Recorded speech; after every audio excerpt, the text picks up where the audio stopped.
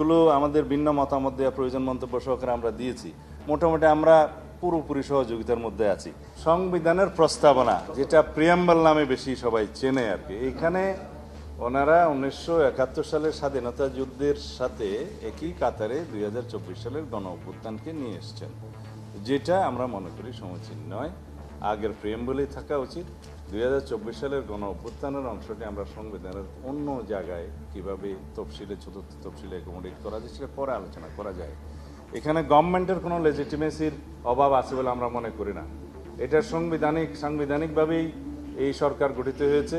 Article 106 অনুসারে supreme কোর্টের মতামতের ভিত্তিতে অ্যাডভাইজারি রুল হিসাবে যেটা আছে সেটার ভিত্তিতে এই সরকার শপথ গ্রহণ করেছে। দে আর ভেরি মাচ লেজিটিমেট। তারপরেও যদি লেজিটিমেসির কোনো সন্দেহ থাকে, সেটার জন্য পরবর্তীতে সংবিধানে আমরা যখন অনেকগুলো সংশোধনী এবং রেটিফিকেশন আসবে, তখন চতুর্থ তফসিলে সেটা অ্যাকোমোডেট করার একটা ট্রেডিশন আছে আগের থেকেই বিভিন্ন সময়, যেটা ট্রানজিশনাল পিরিয়ডে যেটা হয়।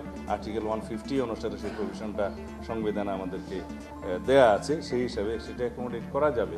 আমরা সবাইকে ইনক্লুসিভ করেই এই রাষ্ট্র ব্যবস্থাটা সাজাতে চাই, বৃহত্তর রাষ্ট্রীয় কাঠামোগুলো সংস্কার করতে চাই, একটি শক্তিশালী গণতান্ত্রিক রাষ্ট্র নির্মাণের জন্য, বৈষম্যহীন এবং সত্যিকারভাবে একটি সুশাসন বা ন্যায় বিচার ভিত্তিক বাংলাদেশ গঠনের জন্য, যেখানে সবারই মর্যাদা থাকবে, সাম্য থাকবে।